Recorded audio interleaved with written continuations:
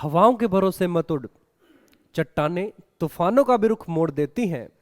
अपने पंखों पे भरोसा रख, हवाओं के भरोसे तो पतंगे उड़ा करती हैं। तो नमस्कार दोस्तों, स्वागत आप सभी का आपके अपने YouTube channel part two success में। जैसे कि आप सब लोग जानते हैं, मेरा नाम मोहित है और मैं एक असिस्टेंट सेक्शन ऑफिसर हूँ मिनिस्ट्री ऑफ होम अफेयर्स में। तो बहुत सारे स्टूडेंट्स का मुझसे सवाल होता था कि आपने कहाँ से कोचिंग ली, आपने लाइब्रेरी में पढ़ाई की या रूम पे स्टडी की, आपने कौन से मॉक टेस्ट लगाए, आपने कौन सी बुक्स पढ़ी। तो इन सभी सवालों को नज़र रखते हुए आज मैं आपके सामने ये वीडियो लेके आया हूँ। तो आइए मैं आपको लेकर चलता हूँ सीधा अगस्त 2018 में। अगस्त 2018 मेरी लाइफ का सबसे इंपॉर्टेंट पॉइंट, जब मैंने पहली बार डिसाइड किया कि मुझे एसएससी सीजीएल करना है। एसएससी सीजीएल का मैंने सिलेबस देखा, एलिजिबिलिटी क्राइटेरिया देखा, हर चीज़ सही थी। तो मैंने डिसाइड किया कि मुझे मैथ्स और इंग्लिश की कोचिंग लेनी चाहिए। जीएस का मैंने सोचा कि बुक्स से कर लूँगा, कुछ कोचिंग इंस्टीट्यूट के नोट्स से कर लूँगा, थोड़ा बहुत स्ट्रेटेजी का हल्की बहुत यहाँ वहाँ से कर लूँगा। उसके अलावा रीजनिंग मैंने जैसे एफकेट वगैरह के एग्ज़ाम दिए हुए थे, तो रीजनिंग की प्रैक्टिस मेरी ठीक थी। तो मैंने ये डिसाइड किया कि मैं रीजनिंग कोचिंग नहीं लूँगा, बाद में मॉक टेस्ट से रीजनिंग कवर कर लूँगा। तो मैथ्स की कोचिंग मैंने पुनीत चौधरी सर से ली, जिनका इंस्टीट्यूट है मैथ्स मंत्रा, और इंग्लिश की कोचिंग ली मैंने अजय सर से, जिनका इंग्लिश मंत्रा मुखर्जी नगर में इंस्टीट्यूट है। तो मेरी कोचिंग स्टार्ट हुई अगस्त 2018 में। एग्ज़ाम की डेट कोई फाइनल नहीं थी, क्योंकि जो 2017 वाला सीजीएल का एग्ज़ाम था उसका कोर्ट केस चल रहा था। उस वजह से एग्ज़ाम की डेट जो आगे बढ़ती जा रही थी वो दिसंबर 2018 पे चली गई, फिर आगे मार्च 2019 पे, ऐसे बढ़ते बढ़ते वो चली गई जून 2019 पे। अगस्त 2018 में मेरी मैथ्स और इंग्लिश की कोचिंग स्टार्ट हुई। मैथ्स की कोचिंग अगस्त से लेकर अप्रैल तक चली और इंग्लिश की कोचिंग अप्रैल से लेकर फेब तक चली। तो फेब में इंग्लिश की कोचिंग ख़त्म होने के बाद मैंने सोचा कि एग्ज़ाम की डेट भी आ गई थी कि जून में एग्ज़ाम होना है, तो उसके लिए मैं पुनीत चौधरी सर के पास गया कि सर क्या करना चाहिए, तैयारी वगैरह, अब तो एग्ज़ाम आ रहा पास में, मैथ्स का सिलेबस भी कंप्लीट नहीं हुआ है, तो कैसे क्या एग्ज़ाम लगाने चाहिए। तो उन्होंने बोला कि आप मॉक टेस्ट लगाइए, मॉक टेस्ट में जो भी स्कोर आता है, स्कोर की टेंशन मत कीजिए, स्पीड और एक्यूरेसी फोकस कीजिए।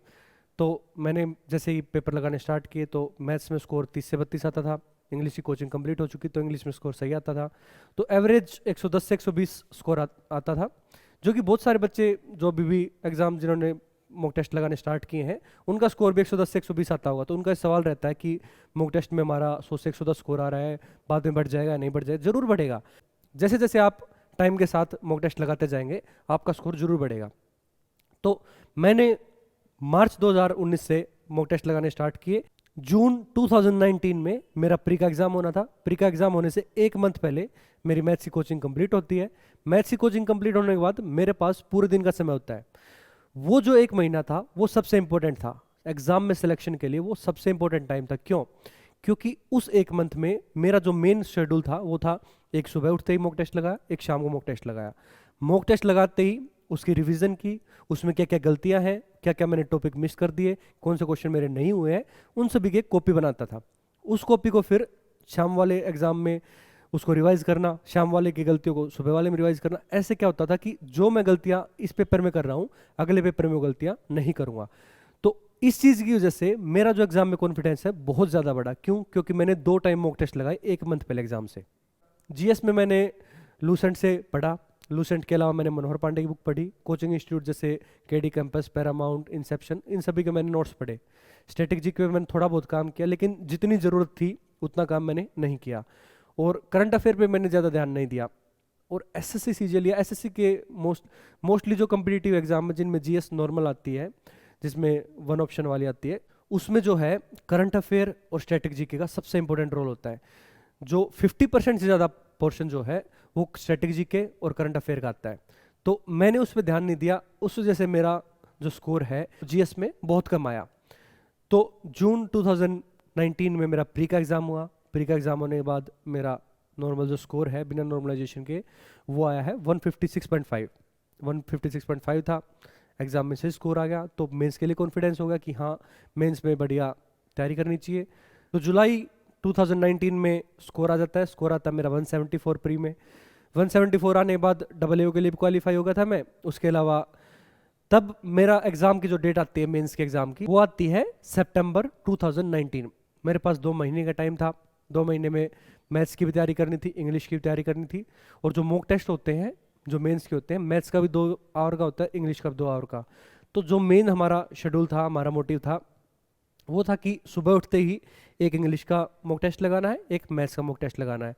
दोनों लगाने के बाद उसमें जो जो गलतियाँ की हैं उनकी एक कॉपी बनानी है। जो जो क्वेश्चन नहीं निकले उनके टॉपिक रिवाइज करने हैं। उससे क्या होता गया, स्टार्टिंग में मैथ्स में स्कोर बनता था 130 से 140, इंग्लिश में स्कोर 135 से 140 इतना ही बनता था। मैथ्स में धीरे धीरे करके स्कोर बढ़ता बढ़ता 180 के करीब चला गया। सबसे जो इम्पोर्टेंट सवाल इस बारे में बच्चों का रहता है कि आपने कहाँ से मॉक टेस्ट लगाए। मॉक टेस्ट मैंने जो एसएससी सीजीएल का प्री था उसके मॉक टेस्ट लगाए मैंने टेक्स्ट बुक से, और जो मेंस था मेंस के मैंने मॉक टेस्ट लगाए एसएससी ट्यूब से। एसएससी ट्यूब शायद अब ओली बोर्ड ने भी खरीद लिया है।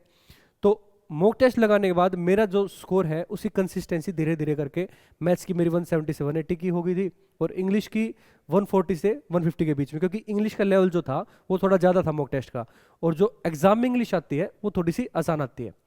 सितंबर 2019 मेरा मेंस का मैथ्स का एग्ज़ाम था पहला। मैथ्स के एग्ज़ाम में एक अलग ही प्रेशर हो जाता है कि कम टाइम में आपको बहुत ज़्यादा स्पीड और एक्यूरेसी का ध्यान रखते हुए पेपर देना पड़ता है।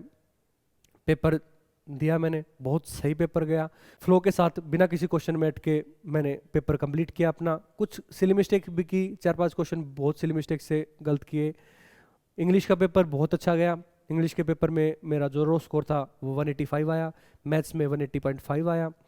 उसके बाद नॉर्मलाइजेशन हुई। नॉर्मलाइजेशन होने के बाद मैथ्स में जो है मेरा स्कोर बना 180, और इंग्लिश में स्कोर बना मेरा 189। उसके बाद फिर टायर 3 का एग्ज़ाम था। टायर 3 के एग्ज़ाम में इंग्लिश आती है, लेटर राइटिंग और ऐसे राइटिंग होता है। उसमें जो ज़्यादा मेहनत नहीं की, उसको लाइट लिया थोड़ा सा। लाइट लेने के बाद उसमें जो स्कोर आया वो 56 या 57 के अराउंड इतना ही था। उसके बाद फिर जो टायर 4 होता है, टायर 4 टाइपिंग टेस्ट होता है। टाइपिंग टेस्ट में पावर पॉइंट, एक्सेल और वर्ड आता है। इसमें टाइपिंग वगैरह बहुत नॉर्मल होता है, अगर आप 15 दिन भी प्रैक्टिस करते हैं तो आराम से उसको क्लियर कर लेते हैं।